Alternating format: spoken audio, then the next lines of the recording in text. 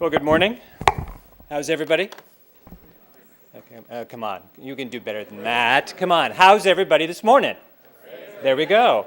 I am seeing so many familiar faces. It's wonderful to be here. Alyssa, some of my former staff are here. Some of my former colleagues are here, my current colleagues. So it's very exciting for me to be here this morning and actually kind of be your warm-up. I think I'm the warm-up speaker because actually, so many of the people and projects that I talk about when I give my speeches are here in the room. So I thought rather than speak about something that the experts will follow up and speak about in a minute, I thought what I would do is just focus on some themes that I think you'll hear over and over again today as we go through the day. I think the first thing is that I've had an amazing opportunity in my career to actually travel around the United States, travel around the world, actually seeing what innovative practices are working in the public sector and in the private sector, nonprofit sector, and really figure out what the secret sauce is, if you will, to all of those things going on, and actually applying them to my work, whether I was in San Francisco at the White House on behalf of the United States or now at the World Bank. So keeping within the time frame, I first want to say that Tim O'Reilly came up with this concept years ago about government as a platform. And basically he said, government doesn't have to solve all of the problems. What it can do is liberate data and do other things and create a platform upon which others can actually create value and solve problems. And I think that's probably been about 5 or 7 years ago that he said that, and we've actually been working to see if that actually works. And this is an example of something we did when I was at the White House most recently. And we actually created cities.data.gov, counties.data.gov, states.data.gov, and actually connected them to the US data.gov and really started creating a multi-sector, level of government platform upon which people can take data and create applications or solutions that integrates data across all levels of government. Really, I think for the first time, testing out this theory that this platform might work on a national scale. And then the international piece was actually working with the government of India to create the open source version of data.gov called OpenGov, with this idea of taking it and letting other countries use it and actually take advantage of all of the work that we've done both at the domestic and international level and really create an open source, open government platform for development to take place.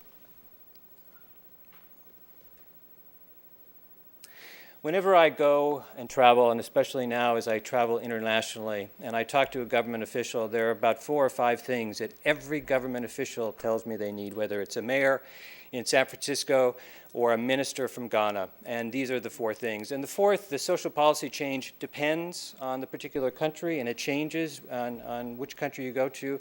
But they're always there. It is always those 4 things: economic growth, job creation, a more efficient and effective government, and then some type of social change.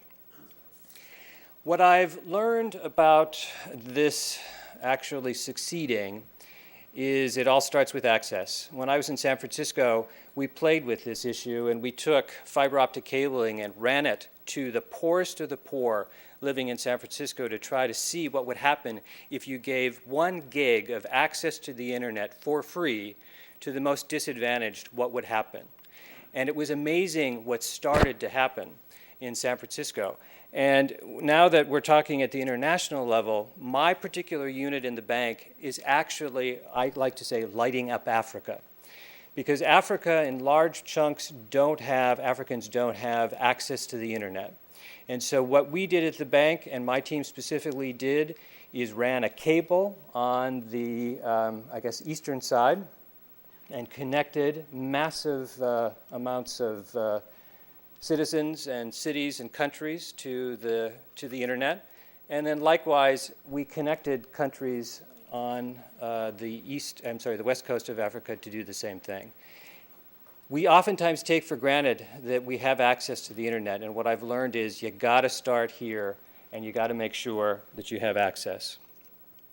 E-government is not done. I will tell you that when I was in San Francisco, I always talked about the fun stuff, the good stuff, OpenGov, open innovation, all of that. And I always thought that eGov was kind of boring, quite frankly, and kind of not required. But I can tell you that the rest of the world doesn't look at that way. They actually look at eGov as something that is absolutely essential once you've got access on the way to innovation and openness to actually have. And there are so many examples about eGov that we're working on. In Ghana, for example, using the whole eGov process to revamp, and Alyssa, you may remember our work in San Francisco trying to create a streamlined business application and licensing standpoint. They've just done it in Ghana with amazing results and amazing impact for the creation and the transparency of businesses in Ghana. The platform is the market. We've talked about that a little bit, and here is something we recently did about sanitation.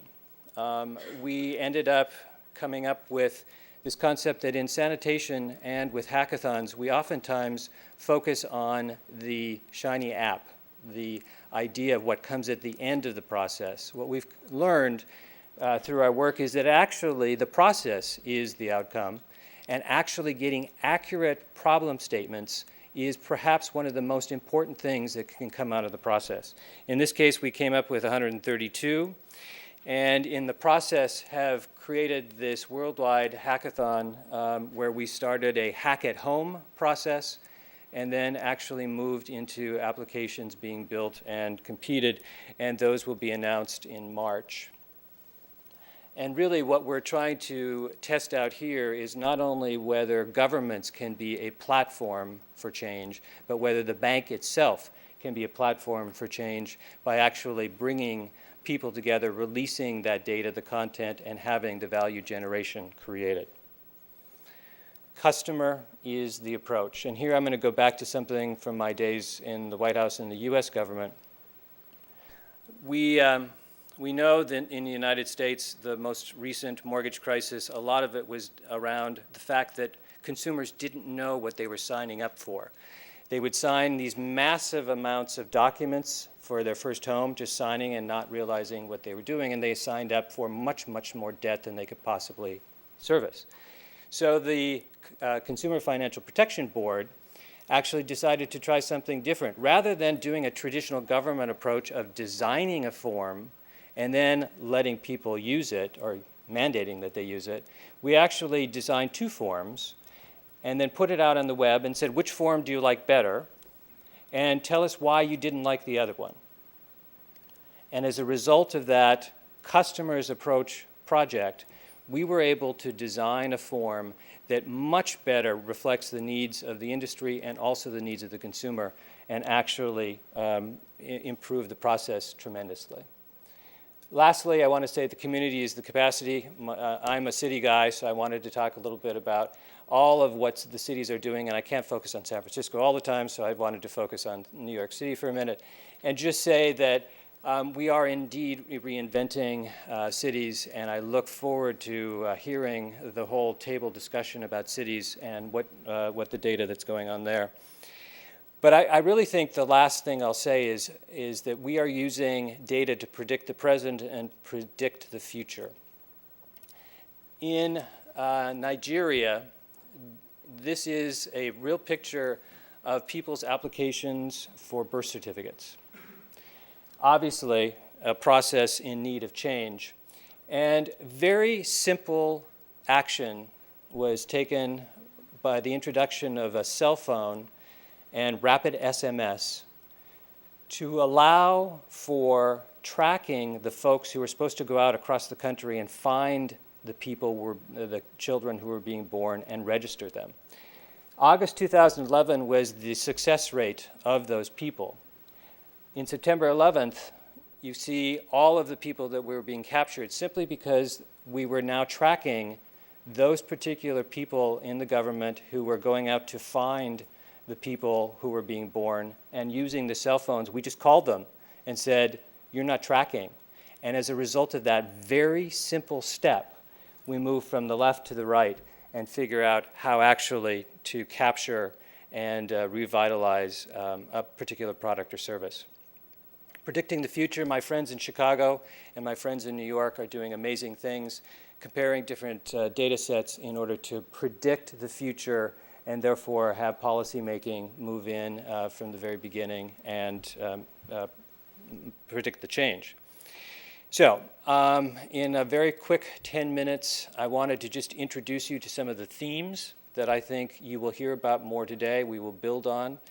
And you will see that actually, in my opinion, it's not open government, it's not open innovation, it's actually open development, whether that be international or domestic. It's all about how we develop our state, how we develop our people, and ultimately how we empower all of us to solve the solutions, to solve the problems that we face. So thank you very much.